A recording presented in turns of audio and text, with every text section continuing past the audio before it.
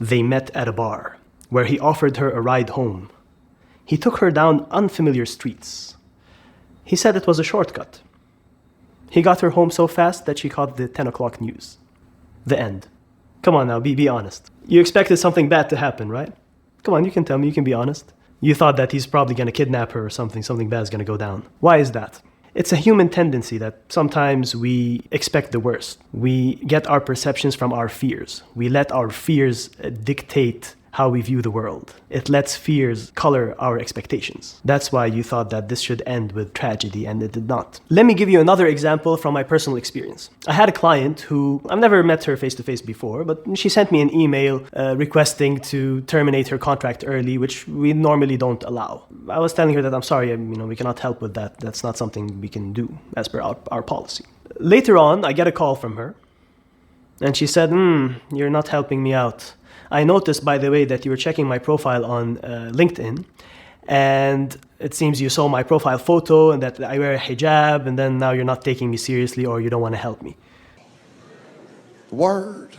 Like she was suggesting that I'm some sort of Islamophobe, or I hate Muslims, or I hate people with hijab.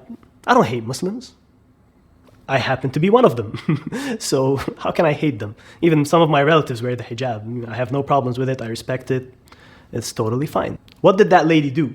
She let her fears color her perceptions. She inferred my intentions from her fears. Maybe she was discriminated against before, so she has that bad history. So she had that fear that people are not treating her right because they don't like people with hijab, they're bigoted, they have certain biases against people with a hijab. And the third example that I want to give you is from one of my favorite experiments in social psychology. They bring in a girl and they put some makeup on her face, the ones that they use in Hollywood, to give her a big scar, like a prominent scar that, deforms her face.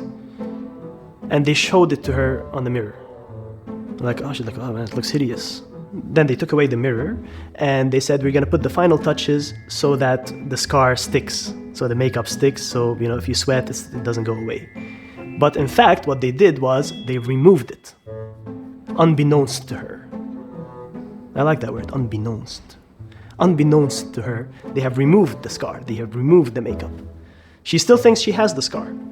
And then they let her out, they told her to interact with some people. And then when she came back, they asked her what her experience was. And she started saying things like, I felt that lady had pity in her eyes when she was talking to me. That guy, I felt like he's disgusted, like he doesn't want to talk to me. That guy was avoiding me. That girl was intentionally avoiding eye contact. She doesn't want to look at my scar. See what happens? There is no scar, it's all in her mind. But again, my noisy neighbors are driving me crazy. There was no scar. The scar was in her mind. And she was afraid that, I look weird, I look different, I look, I have some, scar on my face. I look hideous. That colored all her perceptions.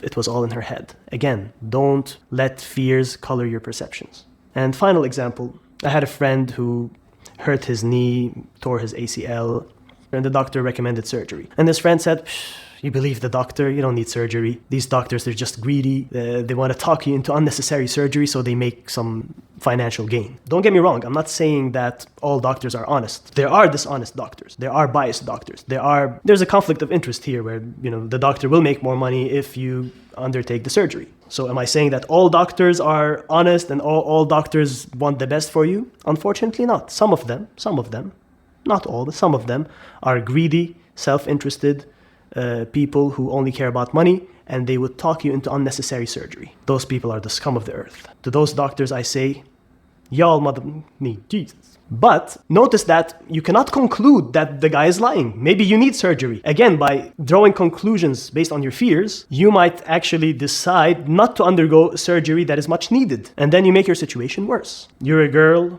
you wanted the promotion, they didn't give you the promotion. It's because I'm a woman. Maybe it is because you're a woman and the guy is sexist, but maybe it's not. If you just conclude immediately that it's because you're being discriminated against, that's not right. Do you hear that? Seriously, my neighbor's children, I call them the world's most effective birth control. You see them, you don't want to have children anymore. Now, if you happen to be black and you go to a job interview and you don't get the job, it's because they're racist. Again, you're afraid of racism, but again, doesn't mean that they didn't give you the job because they're racist. That is a possibility, and it happens sometimes. But you cannot just conclude that. A friend buys you a gift. He's trying to rub it in my face that he makes more money, that he can afford the expensive gift, and that I can't. Again, stop. Bas. It could be the case that he's just being nice, getting you a nice gift. So don't just jump to conclusions. That could destroy your relationships. Of course, the other extreme is also bad. If you always think that people are always honest, no one is out to get you, no one's gonna hurt you. Hey, let's get in the car with that stranger from the bar and he will take me down a shortcut and take me home. That's also a problem. Cynicism, like gullibility, is a symptom of underdeveloped critical faculties. What? Huh? Well, this means that, being gullible is a sign of not having very good critical thinking skills, but also being cynical and assuming the worst in every interaction is also a sign of poor critical thinking skills. So it's equally as bad. So the point is, you could entertain the possibility that someone is trying to hurt you or discriminate against you or mistreat you or trick you. That's possible. But also, just bear in mind that sometimes it's just your fear coloring your perceptions. So the message is, do not automatically jump to conclusions based on your fears. Instead, look at the evidence and follow it. And follow me by subscribing.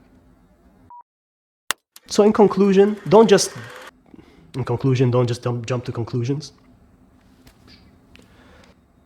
You have to look for evidence. You have to entertain both sides. Both sides of what?